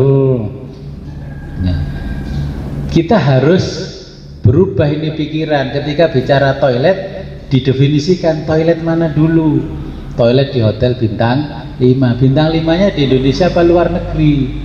Di luar negeri, Gus. Nah, toilet di Jepang itu lebih bersih daripada musolamu. Kalau nggak percaya pergi ke sana. Saya di mana tempatnya, Bos? Wong WC-nya di sana sama bathtubnya. Di sini kan luas. Ya wis sholat di sini aja, karena di kamar itu banyak teman ngobrol. Masih lihat TV. Terus saya bawa sejadah masuk, dikomentari, loh Mas, teman apa kok sholat nang toilet? Emang nggak boleh. Toilet ini lebih bersih daripada musolamu di rumah. Kalau musolamu aja karpetnya nggak pernah dilondrikan. Nah ya, jadi ini kan pandangan fikih. Jadi ada beberapa hal yang di zaman itu mungkin seperti yang disampaikan Imam Nawawi, standar toilet itu, ya. Toilet di bandara aja di bawahnya kan kering, no? Gak kayak di rumahmu ngecembeng, masjid nggak bang ngecembeng, keluar masuk, itu kering dan wangi baunya, setiap anu dibersihkan. Jadi kita harus juga berpikirnya lebih maju. Kitab ini ditulis tahun berapa? Ya, oh ini aja ditulis tahun berapa itu? Ini ditulis tahun 600 Hijriah, abad ke-6. Kita abad ke berapa? 14. Perkembangannya luar biasa. Masjid zaman Nabi nggak ada keramik, makanya Nuaiman kalau kencing di pojokan masjid, nggak mau ke kamar mandi. Kata Nuaiman, sahabat Nabi yang paling konyol itu, langsung ini yang kecil kan ya langsung masuk ke tanah. Ya, jadi ini hal-hal yang sebagian kalau kita lakukan membatalkan sholat. Wallahu a'lam bishawab.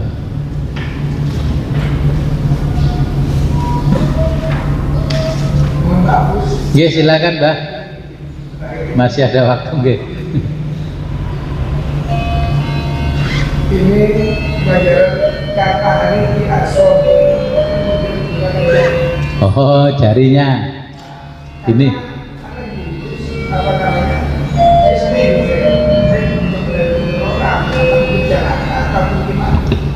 Kalau saya sholat, tapi saya sudah mulai harus tidak betul sudah saya ini kadang ini berbeda sendiri, kadang-kadang saya sadari ini berbeda sendiri. Nggih. Atau Fatihah saya apa namanya gerakan bacaan yang akli ini berbeda sendiri. Batal apa enggak?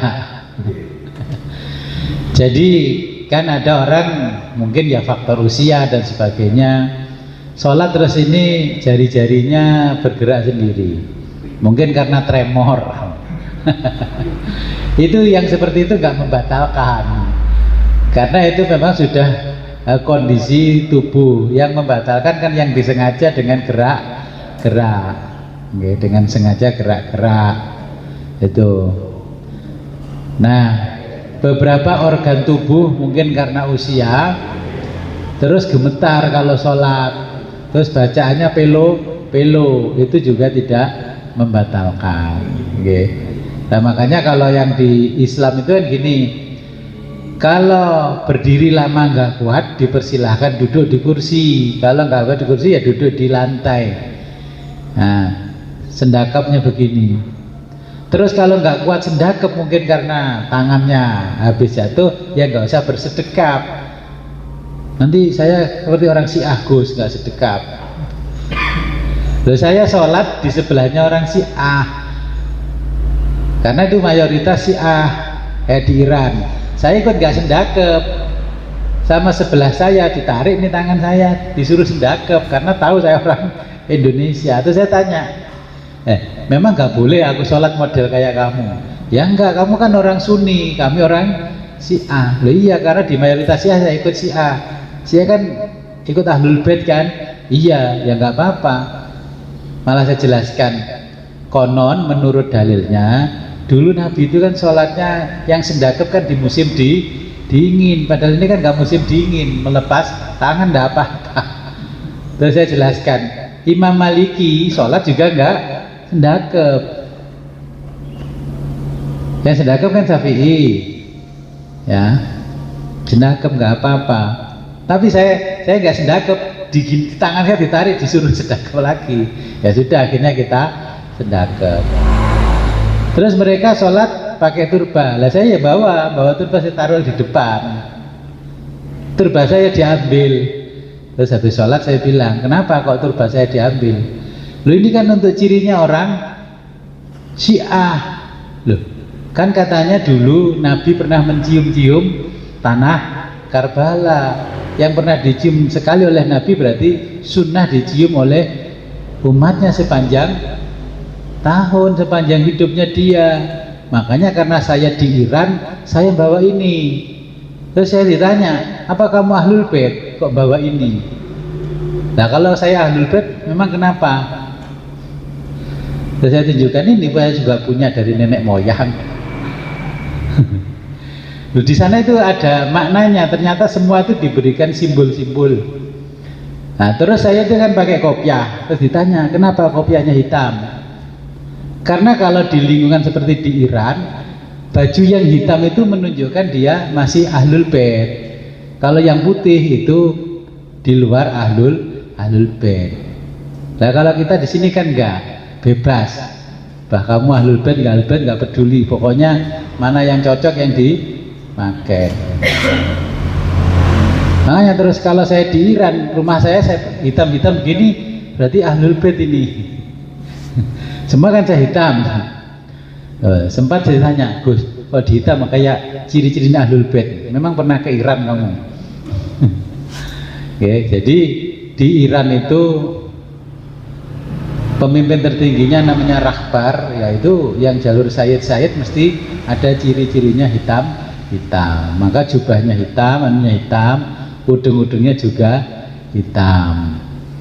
Ya, sekali-kali lah kita keluar Indonesia biar tahu Islam yang modern nggak seperti Indonesia itu. Ya, jadi intinya kalau itu faktornya mungkin karena usia, ya tidak batal, atau karena sakit. Ketika itu kayak orang kena asam urat itu kan gini nih. Teman saya itu gini, kenapa sih Kak? Iya Mas, ini asam uratku kambuh Mas. Untung saya bawa obat anti asam urat, saya katanya minum allopurinol. Loh, sampean kok bawa allopurinol pakai asam urat? Enggak asam urat, cuman kemarin ke posyandu asam uratku sudah 6. Makanya aku beli biar turun jadi 5. Nah itu nggak bisa, ternyata gini, tangannya tuh gini karena cenut-cenut. Yang membatalkan yang disengaja, yang seperti itu tidak batal. Okay. Sebelum kita akhiri, marilah kita berdoa. Semoga apa yang kita pelajari pada siang hari ini membawa manfaat barokah fid dini wad dunya hatta akhirah. A'udzu billahi minasyaitonir rajim. Bismillahirrahmanirrahim.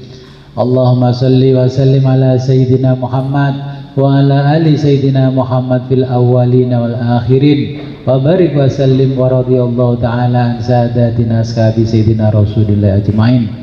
Amin ya rabbal alamin. Allah ya rabbal alamin.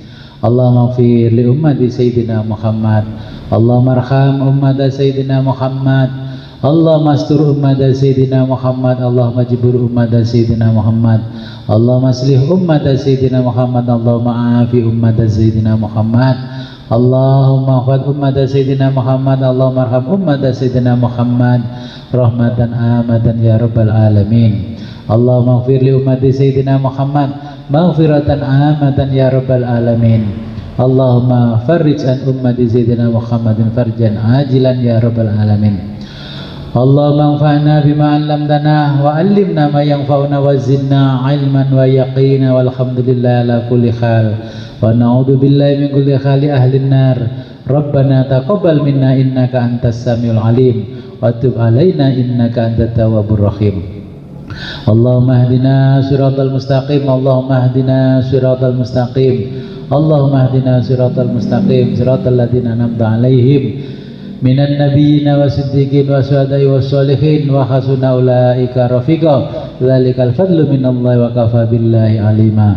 Allahumma ya syahidan ghaira ghaibin wa ya qariban ghaira ba'idin wa ya ghaliban ghaira maghlubin. Ij'al min amrina ya Allah farja wa makhraja ya sarihal mustaskirin wa ya ghiyasal mustaghisin innaka ta'lamu ma kana wa ta'lamu khalana wa la yakhfa 'alaika syai'un min umurina. Rabbana atina fid dunya hasanah wa fil akhirati hasanah wa qina adzabannar. Wa shalli wa sallim ala jamil anbiya'i wal mursalin walhamdulillahi rabbil alamin. Al-Fatihah.